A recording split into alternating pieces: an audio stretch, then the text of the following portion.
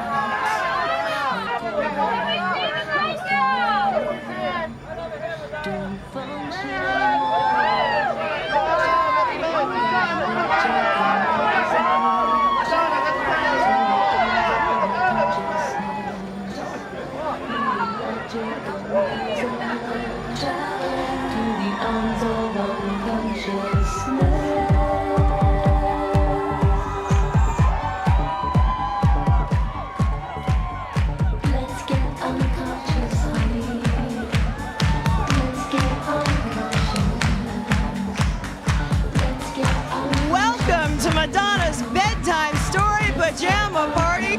We are so very live from Webster Hall in New York City. I'm Allison Stewart from MTV News, and as you saw, Madonna arrived a little bit earlier, and this lady is giving you a reason to stay up past your bedtime tonight. First of all, we have the MTV premiere of her new video, Bedtime Story.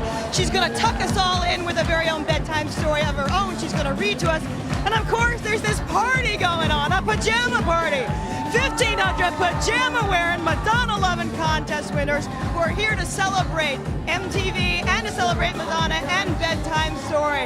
Up on stage, Junior Vasquez, DJ extraordinaire, is going to be mixing for the shindig tonight. And of course, Madonna's doing her thing. We're going to check in with Kurt Loder, who is going to talk to our hostess. Hey, Kurt. Thank you. What an evening. Welcome to Webster Hall. It is going to be quite a night here. I think you're going to like it. Maddie's here. She's up in the DJ booth with Junior Vasquez. This is really a wild scene here. We're going to be doing lots of stuff for a while, and let's go up and see what Madonna's doing in the DJ booth. I've often wondered, how much of a DJ is she? Look at this. Hi. Well, what's going on here? I'm meeting like this. Are you helping here? I think I'm shaking the table. Oh, I see. Okay. Well, this is a great idea for a pajama party. What's going to be the highlight? Hopefully when I read the bedtime story. Will it be something sort of racy and exciting? No, not racy. It'll be hopefully poignant and touching. Oh, good. Okay. Now, tell me something real quick before we go. Is there going to be a tour? I'm going to eat the microphone. I don't know. I'm trying to make it work, but I really want to concentrate on Evita, so it's a tough one. I may have to wait till afterwards. It's an amazing video. We're going to be seeing that in a little while. It's an incredible piece of work. Thank you. How long did it take to put together? The actual shoot only took 6 days, but the planning before and the post-production after took months. So months and months. Since I finished Take a Bow, actually, I've been working on it. So. And Junior has a new club opening up soon. We're going to be talking about that with him. Yes, and we're very sad that the Sound Factory closed. What makes Junior such a great DJ? Besides his body. His soulfulness. And his feel for what people want to hear. He feeds the crowd. You know what I mean? And he also controls it. It's amazing. He's doing well up here. Let me turn over. Now what's he? What's? There's water dripping. What? Oh, sorry. Hi. So Evita is This is Junior's bag. a good-looking bag. It is. So, this is his front. So Madonna, what do you? This is my belly. Wow. Let's There's something in your navel here. Good Lord. Is that? Well, I won't even ask. It's not painful. Oh, well, good. Sort of a letdown, I suppose. So Evita is a definite go, right? Yes. Thank God. The director? Alan Parker. Yes. We'll be talking about that in a little while, I think. We'll be back in the coffee shop. What are you going to play next year? Are you? Right now we're playing Junior's remix of Bedtime Story, and I asked him, what are you going to play after this? Are you going to play some tribal stuff? If you want, I'll play anything for you. Whatever Anything you want. tribal or Latin, that's the mood I'm in. Okay, Okay, Tribal, let's go see what Allison's doing out here in the crowd. Allison, are you there? Kurt, I am here. I'm jealous. You are FOM, friend of Madonna. Of course, Madonna released her album last October. Who knew what to expect? It was recorded in 9 studios, 3 countries, 4 producers. We got a kinder and gentler Madonna. Who, how, why, where, when, what? Here's the story, the bedtime story. People are really, maybe for the first time in a long time, really just concentrating on the music. I didn't give myself a set of rules when I went in the studio and said, okay, now I have to write this kind of music. I can't offend anyone. I felt like I was staying in one place, you know what I mean? And I wanted to, I sort of had my heart set on doing something with much more of an R&B feel to it anyway. To achieve her goal, Madonna enlisted the royalty of R&B production, including Babyface, who penned and produced her first #1 single in 3 years, Take a Bow. With Madonna, it was really cool. It was, we kind of could go straight to what we needed to do and get the work done.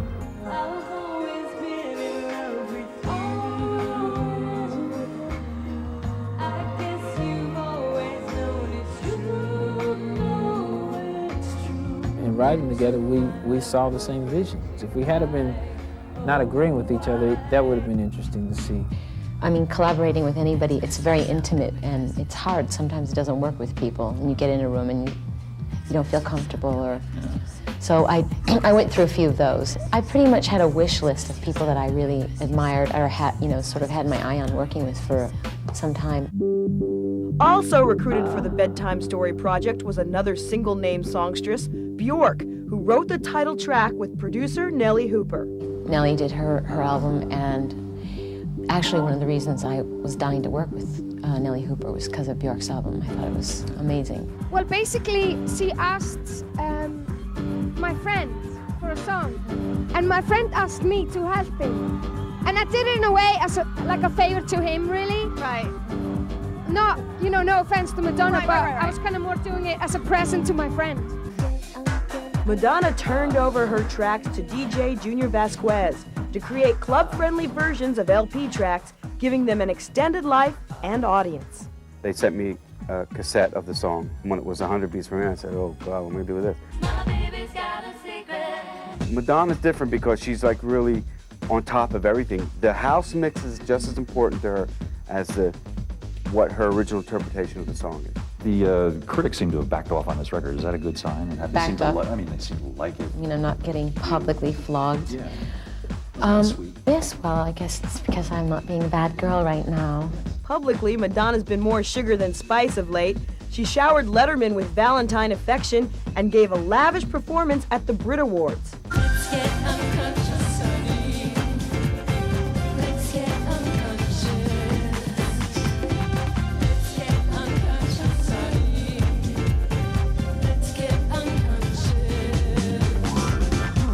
And backstage, she even took on the infamous British press with a smile.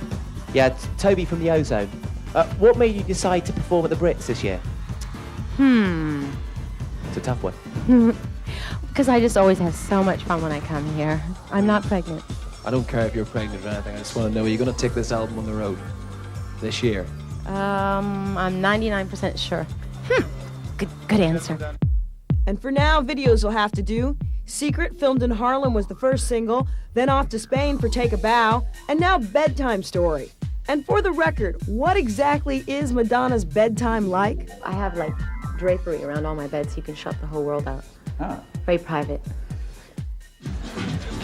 And now you know what Madonna's bedroom looks like. Hey, who are you? My name's Nicole Marks. And where are you from? I'm from Maryland, but I live here now. Now, what would you call this little outfit you got going here?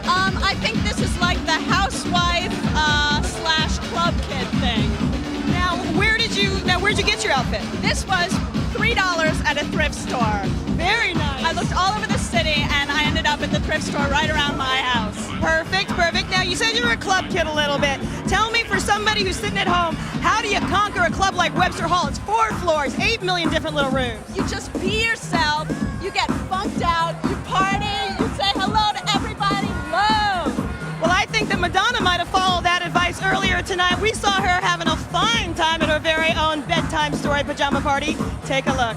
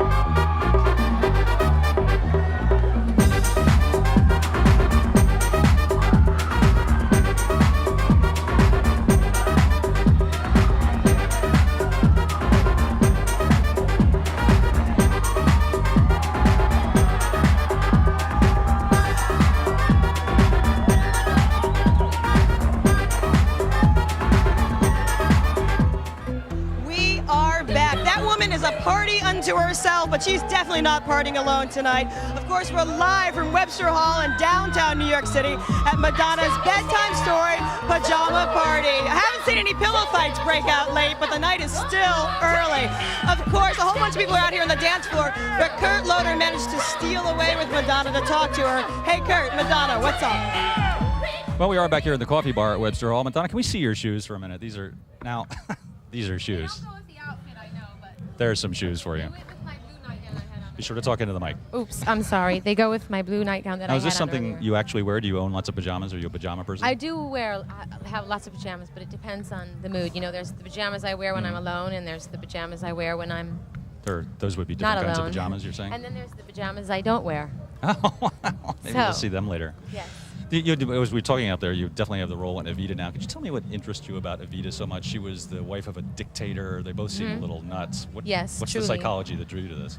Well, I think she is a truly fascinating woman, and I think that I think it's really unusual that a woman in a Latin American culture, not Latin American, Latin cultures are traditionally very, very macho, very male-oriented, that a woman could rise to such power and have such effect on a nation, not even the whole world, you know. And she's a truly kind of like psychotic, fascinating individual because, you know, the reasons. I mean, yes, it was a dictatorship, you know, the Peronist regime, and she did do a lot of shopping, but I think her shoe collection rivaled Imelda's. But now, what was the idea behind this, the bedtime story party? Why get everyone out here at midnight dressed in pajamas? Just a whim, or? Well, it's just better than your usual, like put the video out on MTV kind of album promotion. Although that's enjoyable whatever. too. Yes, sure. It is, but it's just something different. Another good excuse to have a party. And you're going to be reading a bedtime story. Is this something that was particularly important to you as a kid? No, actually. Most of the bedtime stories that I heard when I was younger, my father made up. Oh. But this story, I happened to have read it about 3 weeks ago, coincidentally, and I thought it was really beautiful. Is it metaphorical in any way? Yes. It's called Miss Spider's Tea Party, and Miss Spider's Tea Party. It's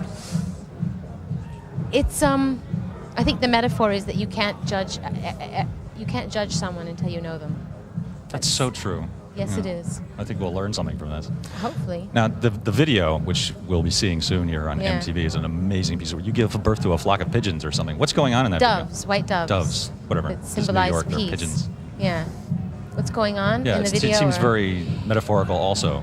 It is. It's like it's a surrealistic kind of landscape. It's like a dream, you know? I mean, when you have a dream, you know, and you wake up the next morning and you're like, God, it's sweating weird things were beautiful. happening, and grass was growing out of my tennis shoe, and then I saw that person, but their head was on backwards. I mean, like weird stuff happens in your dreams. I mean, in my dreams anyway. Now, do you march into the director and say, I have this idea for a video in which all this stuff's going on, or did you?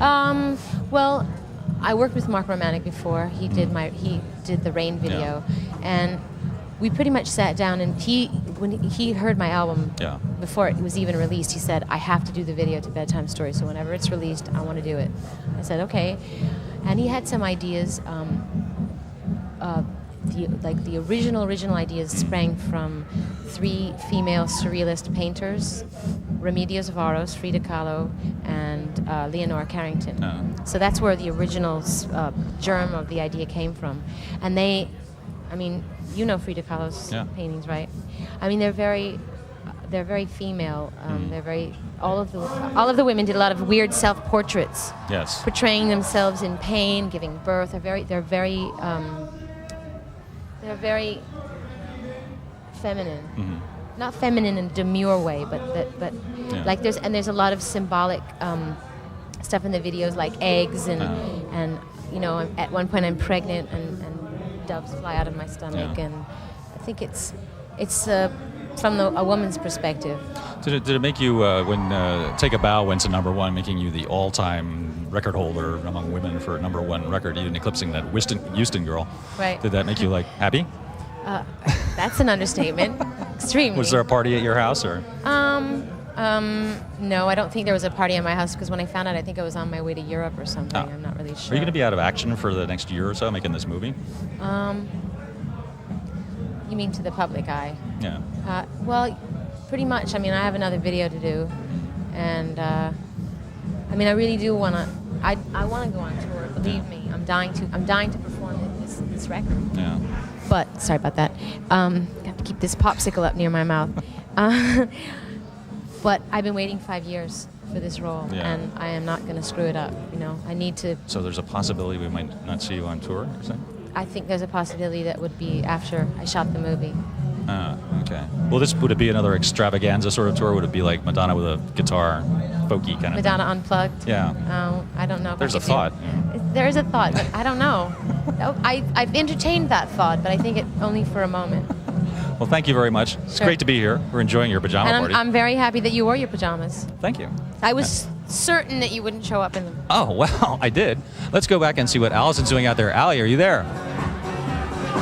Well, I tell you, this is quite a scene. Everybody's in their jammies, men, women, and everything in between. It's going to continue all night long. We have more mixing from Junior Vasquez coming up, and Madonna's going to climb on top of that four-poster bed and read us all a bedtime story. Stick around. It's Madonna's Bedtime Story Pajama Party and MTV. Continuing it on. Stick around. I thought she was a girl. I was sure she was a girl. I thought she was a girl. I was sure she was a girl.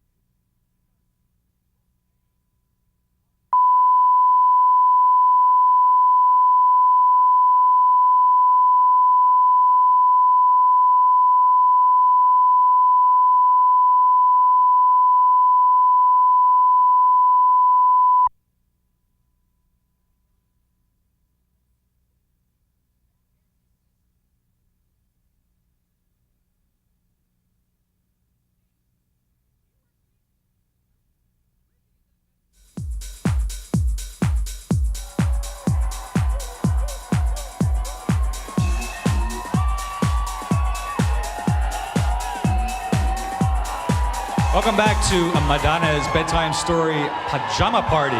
Quite a scene we have here. Thanks for being here. It's going to be quite a night. Madonna's going to be out here. She's going to read a bedtime story. We're going to see her new video, which is an amazing piece of work. For those just tuning in to the Madonna saga, we've taken a bunch of her videos over the last 12 years and mixed them together into a mega mix. Here it is. Take a look.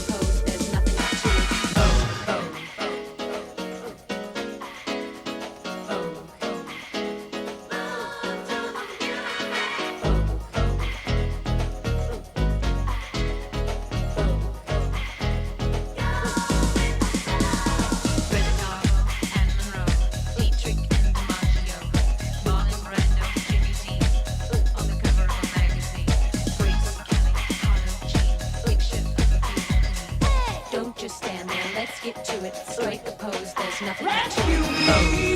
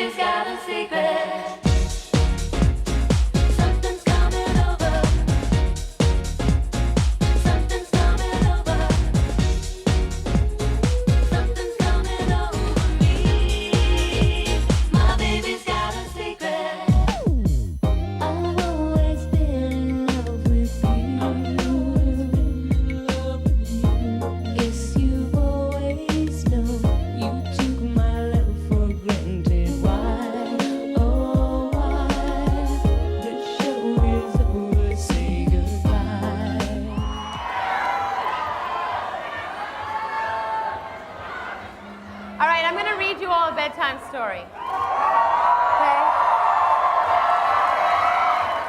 But you have to be quiet, all right? If I can get 1,500 people to be quiet. What? All right, shut up over there. All right, so tonight I'm going to read you Miss Spider's Tea Party. No, you can't scream. If you scream, I can't read the book, all right? I beg of you, if you guys can be quiet while I read this story, I promise to stay and dance with you afterwards, all right? All right. So everybody be quiet. This is called Miss Spider's Tea Party, and it was written by David Kirk, and it has amazing illustrations, and hopefully you'll see them on TV. I love you too. Come on, you guys. Please. All right, here I go.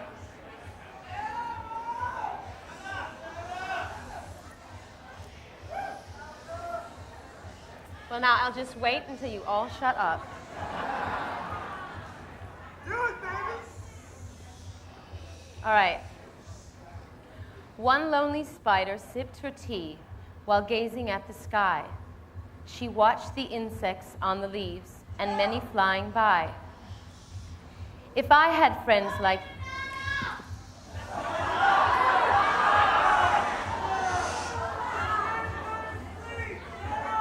All right, I'm going to start again because I don't want to be interrupted, you guys. Come on. Have some respect.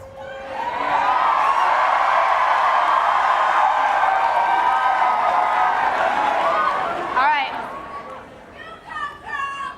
I will go if you don't shut up.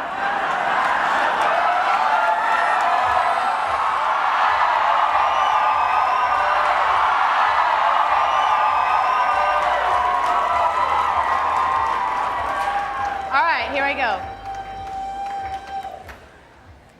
One lonely spider sipped her tea while gazing at the sky. She watched the insects on the leaves and many flying by. If I had friends like these, she sighed, who'd stay a while with me, I'd sit them down on silken chairs and serve them cakes and tea. Two timid beetles, Ike and May, crept from the woodwork that same day, but when Miss Spider begged, please stay, they shrieked, oh no, and dashed away. 3 fireflies flew inside that night, their spirits high, their tails alight. They spied the web and squeaked in fear, we'd better get away from here. The little trio did not feel they'd care to be a spider's meal. 4 bumblebees buzzed by outside. "Please come to tea," Miss Spider cried. The 4 ignored her swaying there. She waved a tea towel in the air. She took a cup and tapped the glass. Then one bee spoke to her at last. "We would be fools to take our tea with someone who's so spidery." Okay, hold on.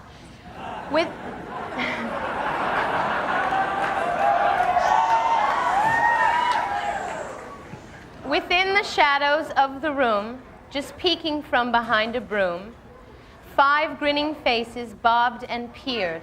Miss Spider smiled. Her heart was cheered. Descending for a closer look, she danced into the gloomy nook, but sadly found those jolly mugs belonged, alas, to rubber bugs. Some ants strode in. They numbered 6, but ants with spiders will not mix. She brewed them tea from hips of roses. The proud platoon turned up their noses. A fine bouquet concealed its prize of 7 dainty butterflies. Miss Spider, watching from the wall, was not aware of them at all. The tea table was set for 8, with saucers, cups, and silver plate. The cakes were fresh, the service gleamed, yet no one would arrive, it seemed. Her company in no demand left her a cup for every hand. 9 spotted moths kept safe and warm, in shelter from a thunderstorm. They stood beneath an open sash and watched the jagged lightning flash. Miss Spider dropped down on a thread, a silver tray above her head. She'd hoped to please them, but instead, they flew away in mortal dread. "They've left me all alone," she cried. She dabbed her eyes and sadly sighed. "It's plain no bug will ever stay." Her tears splashed down upon the tray. 10 tiny steaming cups of tea were perched atop her trembling knee. She sipped and sobbed, then heard a cough, and turned to see a small wet moth. A fragile thing so soaked by rain, his wings too damp to fly again. She smiled and took a checkered cloth to cloak the frail and thankful moth. They talked and snacked on tea and pie until his tiny wings were dry. Then lifting him with tender care, she tossed him gently in the air. The moth told Ike, then Ike told May, who went from bug to say, "There is no reason for alarm. She never meant us any harm." So later on that afternoon, assembled in the dining room, 11 insects came to tea to share Miss Spider's courtesy. 12 tender violets in a vase, presented at Miss Spider's place. Set by her chair so neatly spun, she munched the blossoms one by one. Her friends were glad to watch her feast upon the floral centerpiece. It was a great relief to see she ate just flowers and drank just tea. Miss Spider's reputation grew. Before too long, our hostess knew each bug who crawled or hopped or flew, and all their lovely children too. And the moral to this story is, don't judge a bug until you know her.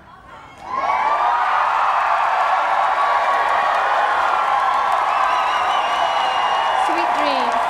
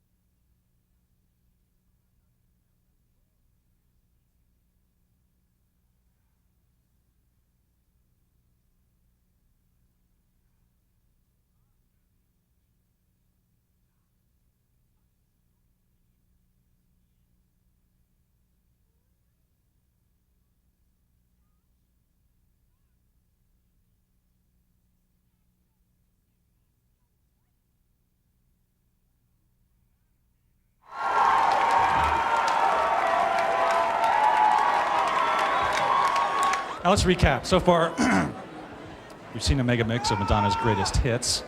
We've heard her read a bedtime story. What could possibly be next? She's got a new video out. The last one she did was done in Ronda, Spain, as you may remember, very naturalistic. It had bullfighters, bulls, this and that. This one is very, very different, directed by Mark Romanek. It's an amazing piece of work. Here it is, Bedtime Story, Madonna. Welcome back to Madonna's Bedtime Story Dance Party here at Windsor Hall in New York City. You wouldn't believe what's going on stage here. Madonna's cavorting with a bunch of pajama-clad people. I'm here with Junior Vasquez, the world's greatest DJ here in New York. Junior, what are people dancing to now? They're dancing to Dogma. It's Tribal Track. Tribal Track. Where does one pick it up? Probably 8 Ball Records in New York. Great store, great guys in there, and she loves tribal stuff now. Hey, a little promo. Come to New York and buy that record. It's going to be great, so don't go away.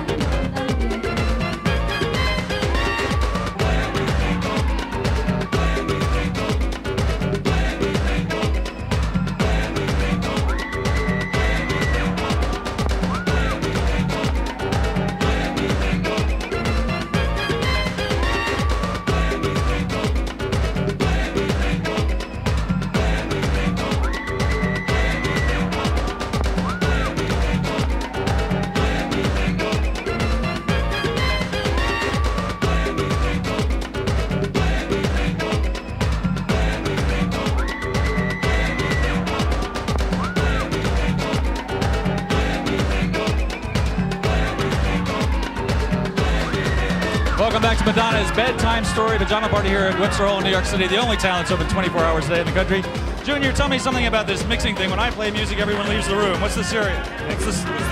Maybe it's the music you're playing. Definitely, it's that, but... I'll educate you on some good music. You gotta come to the new Sound Factory. Okay, when's it opening? Soon, we hope. Okay, all right, let's see what's going on with Allie. Allie, are you there? I think you have Michael Musto. What's happening? I do have Michael Musto, Kurt. I'm with Michael Musto from The Village Voice, a chronicler of parties. Now, as someone who's followed Madonna's career, how does this event appear within the context of her stage and career? I've been to a lot of parties, as you know. This is one of the all-time best. Absolutely. What is the importance of someone like Madonna? I mean, she's a huge star. She doesn't really have to come out and do this anymore. Not only is she here, but she is giving and giving till there's nothing left to give. She's dancing, reading stories, she's talking. She's just giving. And she's talking and going on. It's Madonna's world. We just live in it. Absolutely. Let's go out on that night. Such a great pajama party. It's going to go on into the night. Nobody's sleeping. Thanks for joining us. For Kurt Loder, MTV News, I'm Allison Stewart. We're outie.